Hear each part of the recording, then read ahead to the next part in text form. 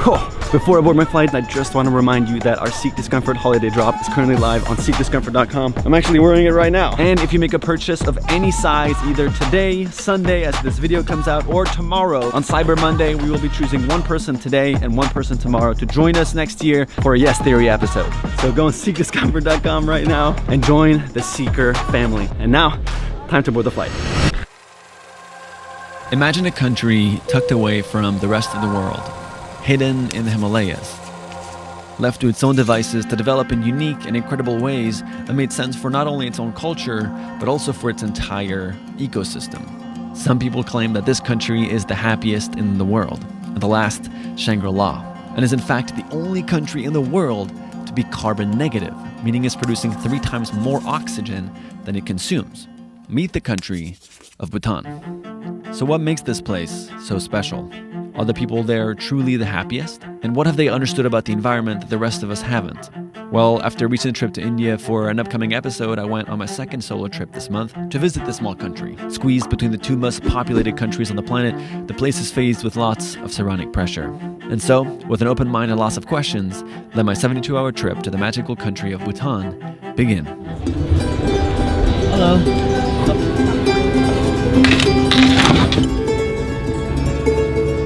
That's Mount Everest right there. Mount Buffalo and 8,450 feet.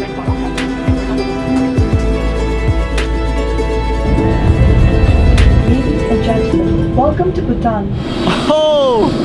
Alright! This has got to be the most beautiful airport I've ever seen in my life. What? And even the freaking conveyor belt for our luggage is beautiful. So the thing about Bhutan is that you're not allowed to come here without an official tour guide assigned to you. And they hook you up with hotels, visas, transportation, which means that I have a guide waiting for me out here. Hi. How are you? How are you? Fine? Yes, great to meet you. Man, this is beautiful. Like it? Yeah. What was your name? Funso. Funsu. Yeah. Funsu. Just a welcome scarf for you. Thank you so much. Great. Wow, awesome. Once again, welcome to Bhutan. Thank you so much. I'm super excited to explore and learn about how Bhutan is apparently the happiest country in the world, right?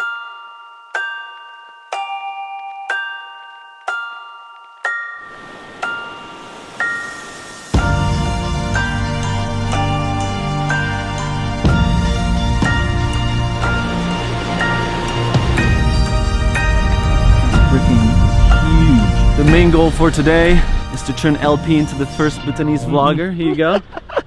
It's your turn. Yeah. But first, what are we doing right now? We're going in the Buddha statue. It's one of the largest sitting Buddha in the world. It's 210 feet. Okay? Wow.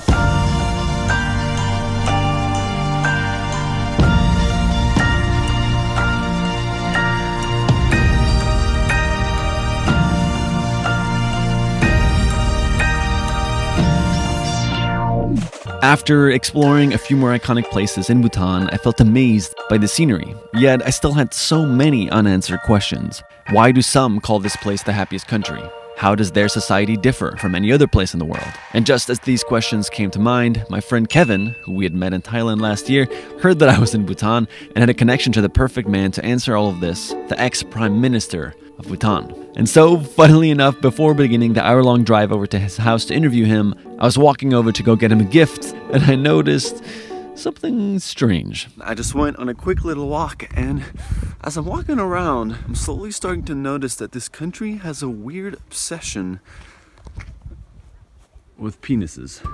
There's penises on a lot of different buildings. I've been like kind of seeing it and I was like, oh, that guy's got a penis on his house, and then kind of like not really think about it. And now as I've been walking around, I'm noticing this is not a coincidence or a one-off situation. People in Bhutan really like penises. Okay, so I have to ask you because I want to make sure I get that story on camera. What's the deal with all the penises on all the houses? Yeah. To protect from the evil and the curse. Does anybody find it funny, or is it always just seen that it's part of the culture? Yeah, it's part of the culture. For us, it's used to it. The regional tourists, if they come, means they feel shy. Yeah. So that's why I don't talk much about that one. Yeah.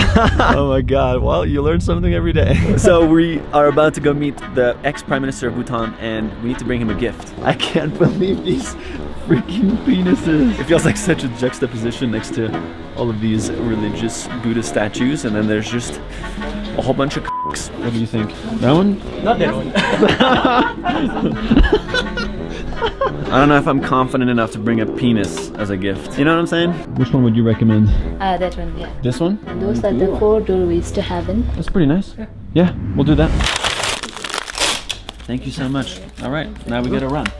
And so, after getting the gift, we drove an hour to finally sit down with the ex-Prime Minister. Thank you so much for agreeing to do this on such a last second notice. I just want to start by asking you, for somebody who doesn't know the basics of the gross happiness income in Bhutan. Gross national happiness.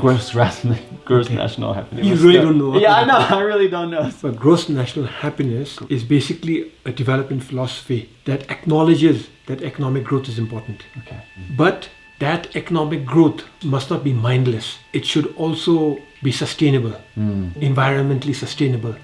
And it also should be equally spread throughout society. Until recently, Bhutan was the only country in the world that's carbon neutral. Okay.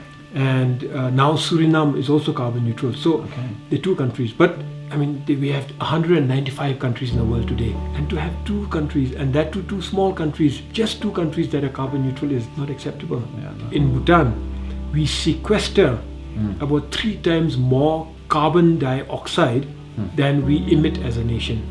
Traditional economists would have advised His Majesty the King to harvest the forest. Yeah. Yet he didn't, and all I can say is that he was way ahead of his times. So some people say Bhutan is one of the happiest countries in the world.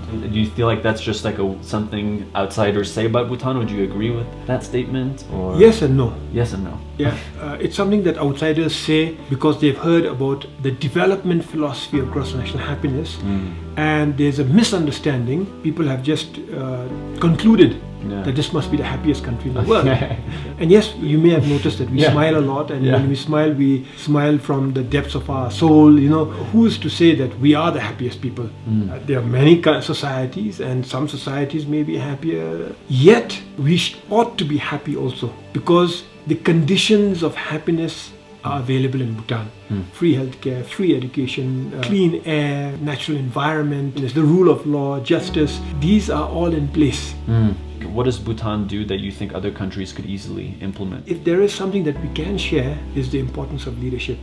The world knows the importance of leadership, absolutely no doubt. But we have enjoyed the blessings of enlightened leaders, whether it is our monasteries or whether it's our wildlife, whether it is our tall mountains that are still unclimbed. Yeah, all of them ultimately is because of enlightened leadership.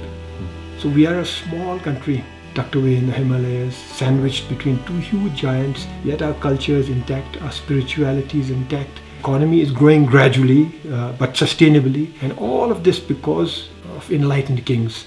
There's a lot of young people in the world that are anxious, are depressed. What do you think the world can learn about Bhutan's happiness? I guess making happiness a priority. Firstly, youth all over the world are anxious. Bhutanese youth are anxious. I am anxious, but what makes it worse is because we are so connected now. Earlier, you're isolated in your own village. Urbanization came, and then the internet, and now like you're not in your cocoon, no? Too much information, too much emotions. We're trying to create a platform for people to be able to connect, because I think connection is a big reason too. Because we think we're connected because we're on our phone, but we're not actually having the real connection in real life. Our goal soon is to build an app that can allow people to just go out and connect and find activities to do together. Tinder does that, right? Yeah, Tinder. Use Tinder? No, I mean, our society is too small. You'd know every swipe. Well, anyways, thank you so much for taking the time. I really appreciate it. I think the world will learn a lot from your wisdom, and I'm so grateful to have had time in Bhutan. I'm so grateful that your wisdom, Thomas. Thank you very much. Thank you. And a big hi from Bhutan to all your followers. There you go. That was so good. I'm so nervous. Anyway, thanks. You got a picture? Yeah. Thank you very much. Of course. Thank you. Look at me. Look at my face. I'm over blushed. Man, he was such a kind and wise and generous human being. I'm blown away.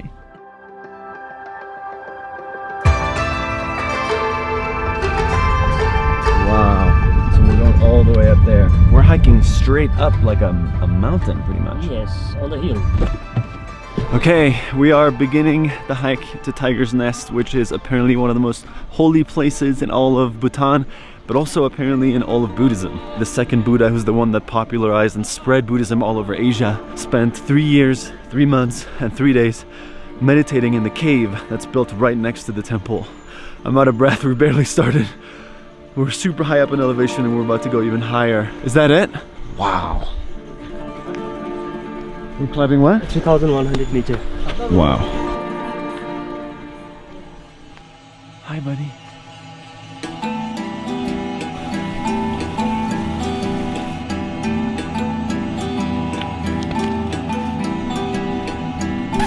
Where is this guy coming from? Someone lost a horse or? Oh, there he is.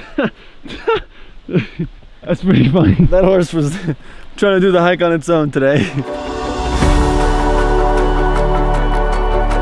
We're about to peek over the hill. We're gonna get a solid first glimpse. It's beautiful.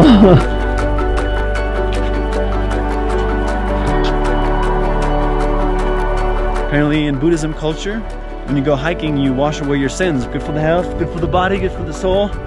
Ah, we're getting so close. Look at this thing. There's just something in the air. It's like very hard to describe, but all of a sudden my heart just dropped.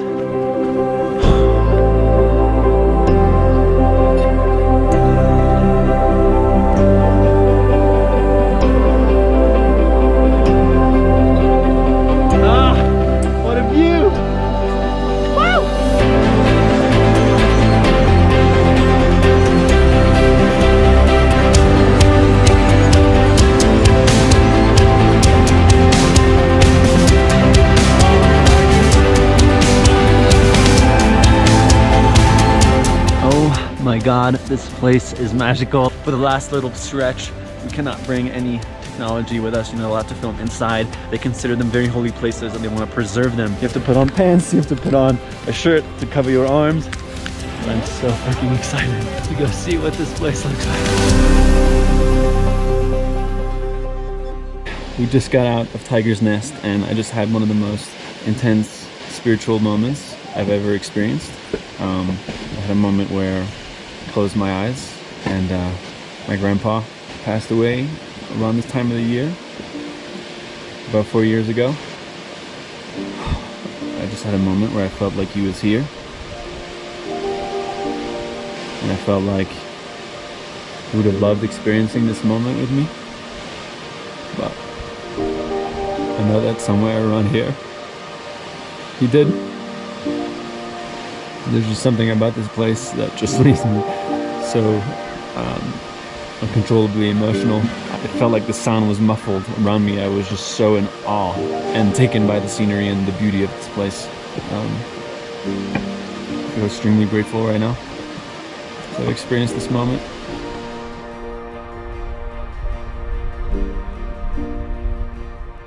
After spending 3 days in Bhutan, I was blown away by what I had learned. But I also think it's safe to say that I only scratched the surface of understanding how this country truly operates. There's a surprising combination of cultural, political, and ecological factors that allows Bhutan to exist the way it does.